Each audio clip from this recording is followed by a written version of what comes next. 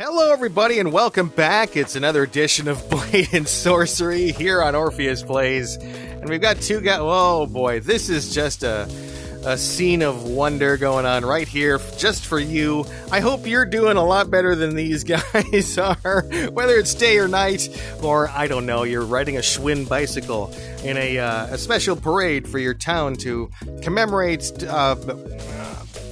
Five Guys Pizza. Wow. Five Guys Burger Joint. I don't know.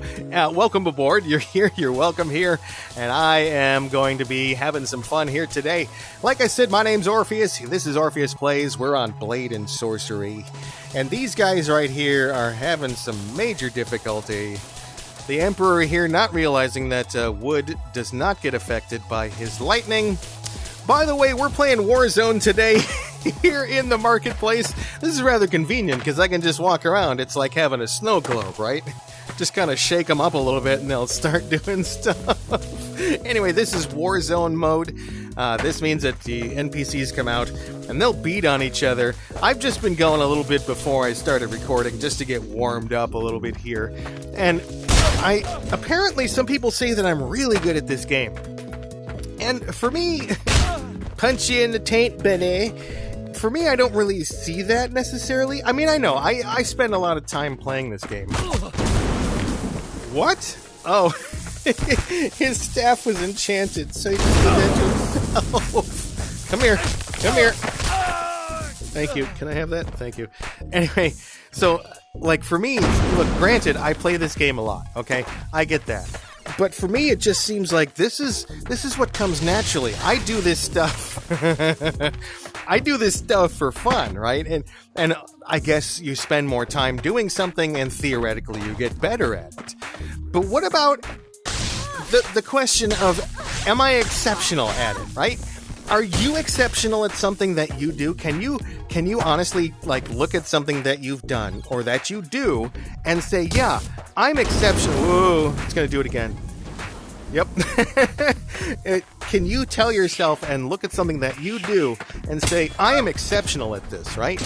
Because what bothers me is school systems kind of, look, they single people out for this idea of exceptionality, right? That you are an exceptional person. You are in the gifted and talented program. And guess what? I was in a gifted and talented program with brain damage and autism. And when they would do things like take me on these paleontological, digs where I dig up fossils, like we were in a state in the United States where getting to a certain, to Canada was not an unsubstantial feat. You know what I'm saying? Like, we got on a bus with a bunch of other kids and traveled 6 hours on this thing to like a quarry or something and dug up like bones and trilobites and all sorts of stuff. And again, this was not something, oh boy, I'm going to take his because it's unenchanted for the moment. I forgot to do the traditional slow motion kill of the day. You missed, and now it's my turn, sir, to put this right into your... to put this right into your face. Nope. Okay. To put this right into your face. Oh, let's twist it around. Oh, that's awful. Come here. Arnold wants to kick you in the face with this. Anyway, so, like, we would do all that stuff, and this is not something that you would, you take every kid on. You're taking these kids to another country. Could you imagine that right now? Like, if you're in school right now, could you imagine them, like, sending home, a permission slip? Is that what they're called?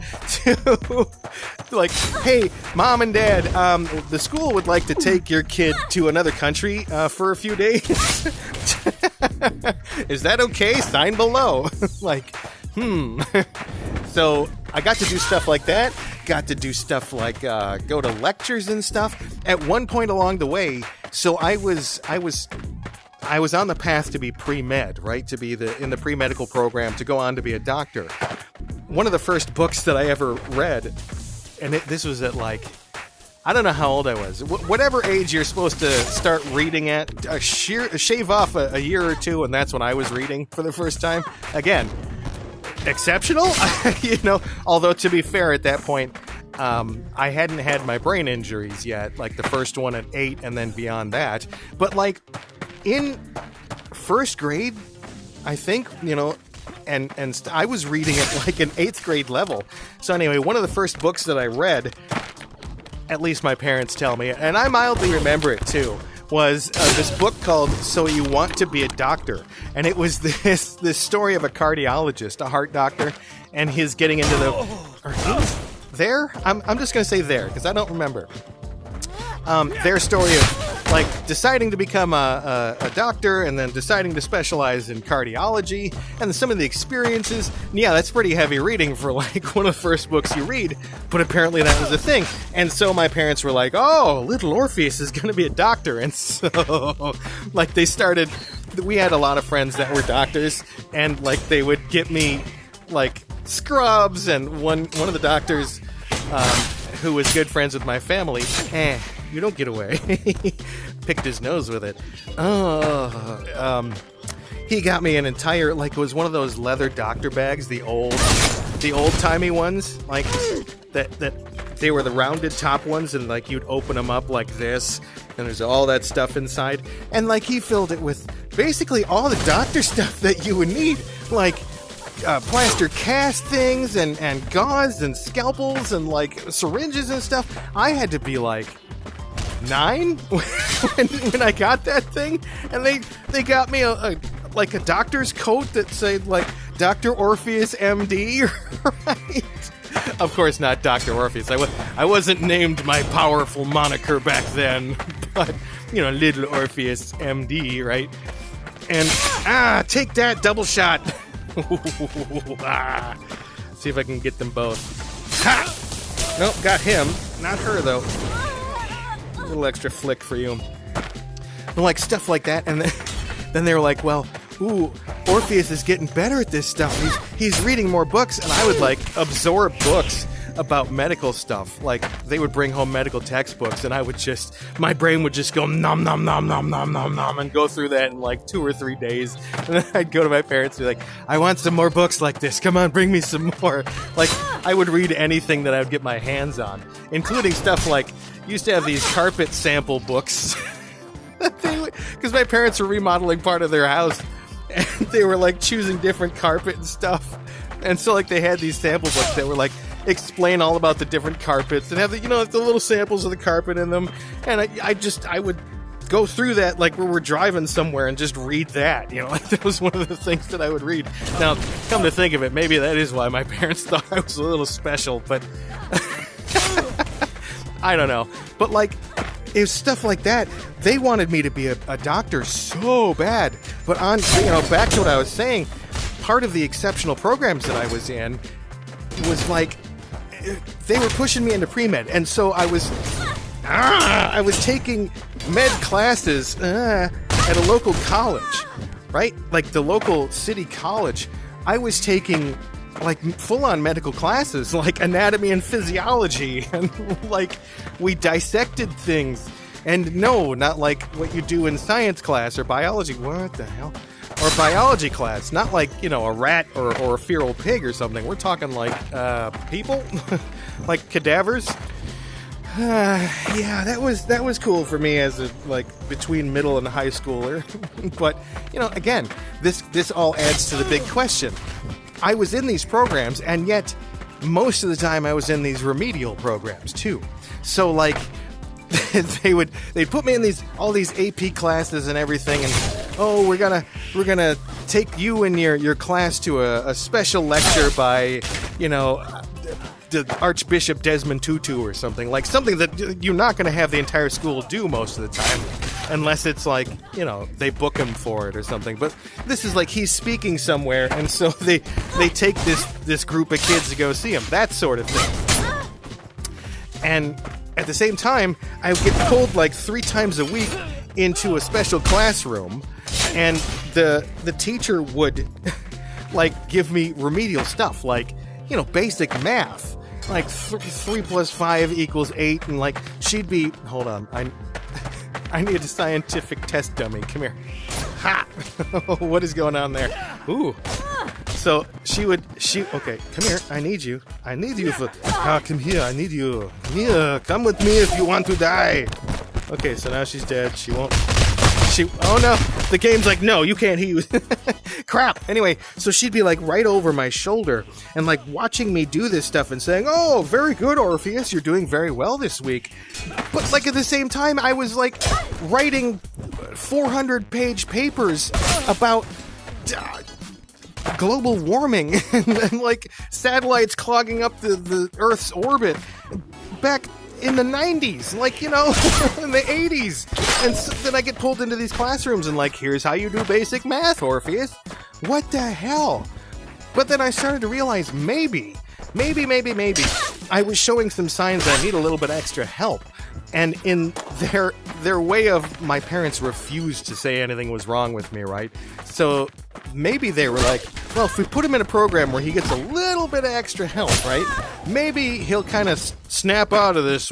Maybe we can cure him of whatever is bothering him, right? Because, again, they refused to accept anything like that I had any serious problem. Like, well, yeah, maybe he's a little depressed, and maybe he's got some trouble, with conduct and stuff. But it's not like, he doesn't have a condition like anything like that. Well, maybe they thought that it was like, they can give me a pill and it'll go away. But maybe a couple years of taking these classes. I don't know. Wow. This is the cowboy with the arrow stuck. Lady? Lady? I don't want to alarm you. I don't want to alarm you. Let me get this out of you here. Oh, come on. Oh, you're doing so well. Oh, no. Yeah. So, these exceptional programs, and like, maybe they figured that they could kind of get rid of those impulses. I don't know, which again seems really stupid. So maybe you're in a remedial program. Maybe you're in an exceptional program. Maybe your school treats them kind of as the same thing. Maybe your school even tries to cover up that it's a remedial program by calling it an exceptional program. As the Empress of the Galaxy completely blows away Leia Skywalker here. Oh no. Your turn. Oop. And so if you're in one of those programs, does it mean that you're exceptional? How do we measure exceptionality, right? Everyone has this potential to be something amazing, right? I mean, you gotta agree with me on that. Oh no. Oh Jesus. We're gonna take you and put you into the doom. Oh, she's doing a little action here. You look real nervous, lady. You okay? Into the doom with you. Nope. Wow. This one needs some help to get along in life. Just like that. There you go. But, is remedial mean that you need extra help? Or does it mean that you need an extra tailored program? Or, what is it? Okay. So everyone can be an amazing person. Everyone can come up with and execute an amazing plan as I execute that lady. But everyone can be an amazing individual and go on to do amazing things. Just because someone calls you developmentally disabled, just because the system tells you that you are not someone who lives up to the potential. And yeah, there's another episode coming on the 4-letter word called potential. Ooh, man. But everyone has the potential to be something great. Why is it that you take a test when you're young and it spits out a number? They call that your IQ, and then they treat you whether you're an idiot or a genius the rest of your life. Or they just kind of follow you into the average part and you go through the meat grinder just like everybody else. But what determines whether you are exceptional or whether you need whether you need remedial help? Well, I think it's that the school systems, they want to have those individualized programs. Like, okay, so you go to a private school, your parents pay $60,000 for that experience, and you, instead of being in a class with 36 people, you're in a class with 12 or 10. Well, okay, so that individualized program. Well, one trend that I've really noticed, especially in my town, and I read news stories about it happening essentially all over the country. Maybe it's something for you. There's more and more people going into they call it special education, and I can't believe that some places actually still call it SPED, right? Because back when I was in school, maybe that's not the thing anymore. You called someone you want to, be derogatory against someone who was in that program, you'd call them a sped, okay? It was just kind of using the hard R word, right? But back then it was more of a slightly PC way to say it, right? So, but it seems like there's more and more people in these special education programs. The friends that we have that are teachers, they're telling us that, like, there are so many more students that are, in these programs, but maybe that's the district trying to get a little extra money for maybe the teachers, some teachers, or maybe for the district in general, in order to have more specialized programs and more people in those specialized programs. I don't know if that's intentional or not, but maybe that's what they're trying to do. So here's the thing. You want to break the system? You, right now, watching. You. Not you. Not you. I'm talking to my friends here. Come here. You, right now, watching this video. You want to change things? And it's hard to change things on an individual level, especially in the world, right? How can you, one person, do anything to change the entire world? You want to know how? One easy example of how it happens? Go to your school. If you're not in a remedial program, and if you are, congratulations, because I'm about to explain why this is probably one of the most incredible things that you can be involved in. If you are not in a remedial program, go to your school and ask to be put into that program, okay? Ask them. Go to them and say, I'd like to be put into the remedial program, please. And at first, they may be like, oh, you're trying to take the easy way out, right? Like the joke of going to college and taking, I got to take so-and-so credits, so I'm going to take underwater basket weaving and, Sanskrit and stuff like that, right? The simple stuff. So maybe they'll at first think that you just want to take it easy and get the easy route. Ask anybody who's in those programs if they're taking the easy route, right? Ask anyone that is in a remedial program whether they're taking the easy way out, whether they are doing, they're cruising through school. Yeah. Right now, a lot of you are going, no, of course not. Well, maybe you need to frame it that way to your school. Because when you're in those programs, those folks are working their asses off. Because they're folks that need a little bit of extra help, right? They need a little extra push in order to get those tools, those things that you need for success. So if you go to your school, and if you're not seeing in your school that they are, ow, damn it, you lose your arm for that, and a little extra, nope, it didn't go kaboom. But go to your school, tell them, if you don't feel like you're getting that extra attention, that individualized education that you need to succeed, if you're bored, if you feel like everything is just like, I don't need to learn this stuff, right? I don't feel engaged. I feel like I'm just doing stuff. I'm going through the motions, right? And God love teachers. You guys are in a war zone, right?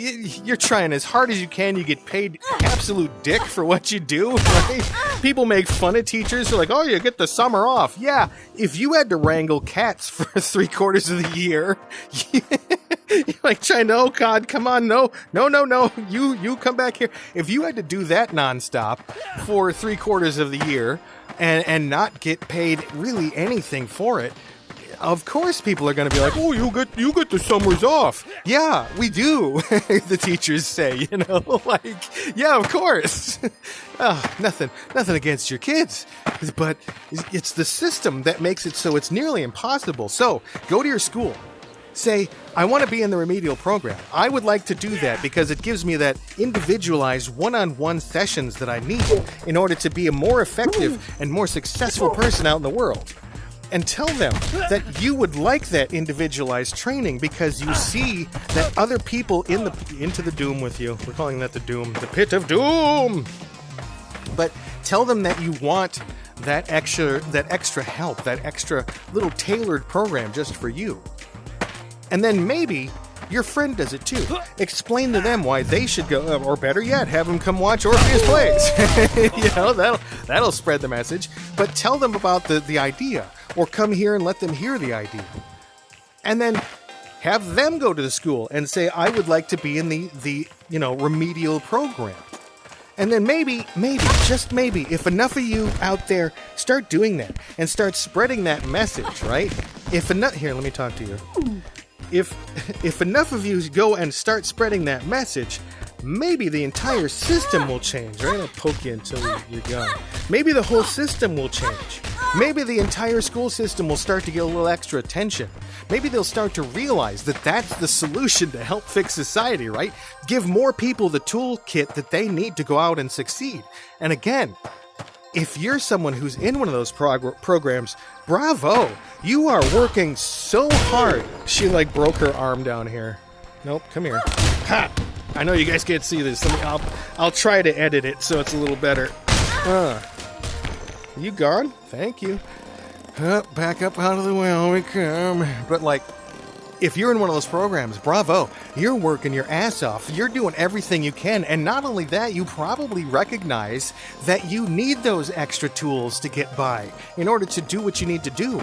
I have seen so many stories over the years, being a news person, of people that have been labeled as, you know, they need they're remedial, they're developmentally disabled. You know what kind of an effort they have to go through? You know what kind of a passion for life sometimes they develop because of that?